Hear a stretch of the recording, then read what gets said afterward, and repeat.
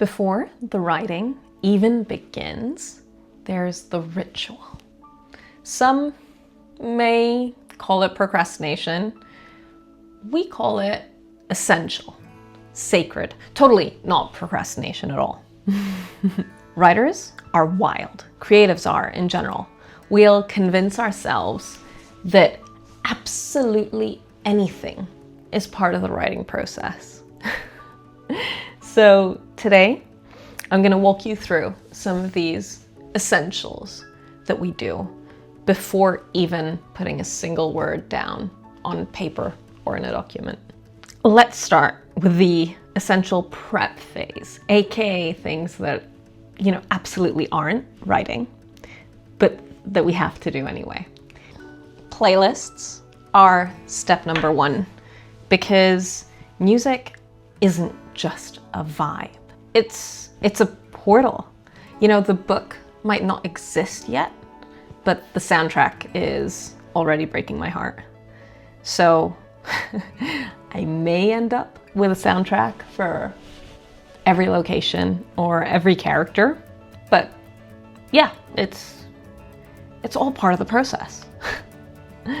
This step is often followed by the Pinterest spiral. I'll go through all these pins. Let me find them. I actually have a board where I pin different photographs, art things that I like. And basically, this is inspiration for a future project. It's art that will maybe turn into future characters, magic systems, cultures, an idea. It's all just the foundation. It's all, maybe I should consider this creative foreplay or something like that. While continuing with the aesthetics, I gather maps, I gather symbols, I gather bits of home decor or things that will capture the vibe of the book and use those to tap into the core of the story, because I totally know what the core of the story is at this phase. Anyway, it's all about creating the right vibe for the book you're writing and the story. I've actually got a theory. Writers don't get organized. They organize in order to avoid writing. At least I do sometimes. For me, this includes finding the perfect font for my Scrivener document. It includes, finding that perfect background image for focus mode. It includes things like folders and subfolders, and then more subfolders, but then changing my mind because this subfolder organization system that I've magically come up with doesn't actually work. So doing it all over again and staying organized. Let's call it that. This also includes the oh so important notebook decision. Even if you only ever write on a computer, you have to have the right notebook for the project. I've got this one notebook that I love, but I haven't had the right project for it yet. Maybe it's time to break it out, because look at it, it's so pretty. And while you're at it, why don't you just find the right pen that matches your main character's aesthetic, essentials. As the project evolves, we come into the casting phase. This means looking up images, actors, who would play your main character in the movie or in the TV show, and who would be your second choice. This phase may or may not also include designing the movie poster, the book cover, and all sorts of other promo material, because you have to really know what your characters look like, every single detail, before you have a plot. The next phase is my guilty pleasure, my favorite. It's the research reverie, the satisfying scholarly spiral, you know, the all-consuming academic abyss. Basically doing so much research that you eventually forget to use any of it. An hour in, you know exactly how a body is going to bloat at 11-degree water temperature, but you still don't have a plot, you don't have a theme, you don't have a character name, you don't have anything really. But you do know how to kill someone with a corkscrew. Looking up obscure historical facts that may only affect one line of dialogue? Check. Googling how long does it take to bleed out from a stab wound to the kidneys while hoping no one is actually monitoring your internet history? Check. Opening tabs for sword types, weather patterns, and flower meanings, never closing them. Ever. Check. I even have that ominous question mark when I go to check how many tabs I have open on my phone. Reading 4 books for inspiration and then spiraling into a month-long reading binge? Check, but shh, this is productivity. You know, writers have to read. So it counts. Yeah, it totally does. Writing is a spiritual journey. Well, I don't know too much about that. I mean, in another video, I was telling you all about how meditation and this mindfulness thing and being calm and tranquil in a spiritual sense and me don't see eye to eye right now.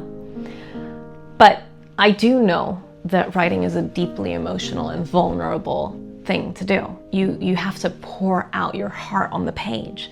So if your emotions are off, maybe the vibes aren't right. Maybe then you shouldn't get started. Or maybe this is just another excuse, another type of procrastination. In all seriousness though, you should make sure you're taking care of your mental health, especially while doing something creative that puts all of you out on the page. One of my favorite authors, Brent Weeks, who wrote the Way of Shadows trilogy and the Lightbringer series, he said on his website, he said that a novel is not only a journey forward, it's a journey inward. And that if that's easy for you, you're not going to the right places. You're not being brave enough. And I agree. If you're diving into such deep, emotional, and vulnerable places to get the best writing possible out of you, you need to make sure you're taking care of yourself. Next, we enter time management theater. Time blocking is sacred, but only if I ignore my time blocks, right? No, I tend to be okay. I'm pretty good at following the things I add to my calendar. Although time management theater takes on a whole other level when you start having a notebook with a list of to-dos that are not in chronological order, and then a calendar, a digital calendar that has different color-coded sections like some sort of productivity guru telling you this is when you write, this is when you create, this is when you eat, this is when you take the dog for a walk, this is when you... Yeah. I do a little bit of both. I love my color-coded calendar. But sometimes I feel like we come up with the perfect system for, in theory, how to write our book starting next week, right? Because, you know, let's just push it on a little bit further. The idea is that I basically just spent 2 hours figuring out the perfect writing schedule. So now I get a reward and a nap, right? Yeah, we're brilliant procrastinators. One thing that does actually work for me though is I've got this calendar on the wall, and I add little stickers to it every day that I write. So this works when I'm deep in the writing trenches. So I add the little sticker, I add the word count, and when I look at the calendar, I get an overview, a sense of what I've gotten done so far, and also of how much I'm procrastinating or how much I'm delaying. It really satisfies that need in me to tick boxes for things I get done and to reward myself for doing a hard thing. Last but never least, let's talk about all the other things we might do to get ready to write our book. All these little things that seem absolutely vital in the moment. Things like downloading new writing apps that you're going to get bored of after about 2 weeks because it just has to be easier or better than the last one. Or things like practicing your signature for all the book signings you're going to be doing. Things like picking the ideal font for your Scrivener or your Google Doc or whatever workspace you're writing in. Or even things like deciding right now is the perfect time to reorganize your bookshelves, rearrange your desk, and just create a new space for this new project.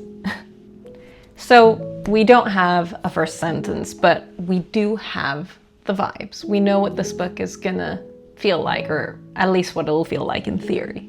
And that's just as important, isn't it? It's practically published.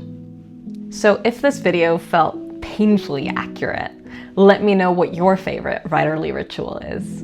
And tag that friend of yours who's stuck in their Pinterest spiral. Subscribe, stick around for more cozy chaos, creative inspiration, and just a little insight into how I'm living a simpler, more creative life.